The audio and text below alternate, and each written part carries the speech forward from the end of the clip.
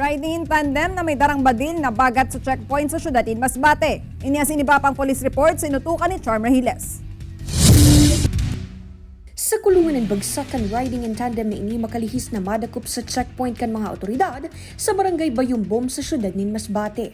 Sigun sa report, lunad ang mga suspetsado nin sarong motorsiklo na may plakang 1046 EI asin naagawan atensyon kan mga otoridad huli sa badil na nasa likudang parte kan lawas kaini.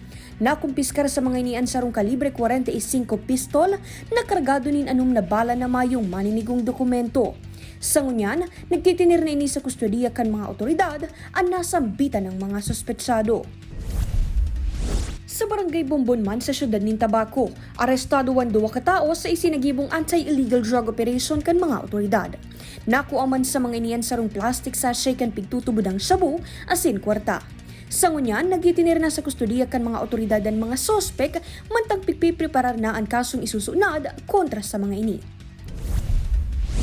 Mientras tanto sa Banwaan, Maninbao, Camarines Sur, sarong 34 anyos na lalaki na subuot rank 9, municipal most wanted person kan Banwaan, anadakop sa lindong kan mandamiento di Arestado na pigserbi kan mga otoridad. Sigun sa report, ang sospek haloy ng pigahanap huli sa kasong karnaping. Sa presente, nagtitinir na ini sa kustodiya kan Bao MPS, mantang igmamanin pigre-rekomendang piyansa na maabot sa 180,000 pesos para sa temporalmenteng libertad.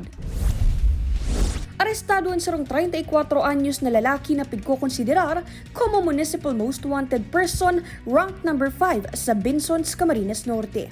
Naaresto ang sospek sa lindong kan mandamiento di aresto para sa kasong 3 counts of rape na igwang pigre-rekomendang piyansa na maabot sa 200,000 pesos. Ang sospek ang akusado sa panlulugos sa iyang minor de edad na pinsan kan taong 2006 asin taong 2018. Sa ngunya, nagtitinir na sa kustodiya kan mga otoridad ang suspetsado para sa maninigong disposisyon.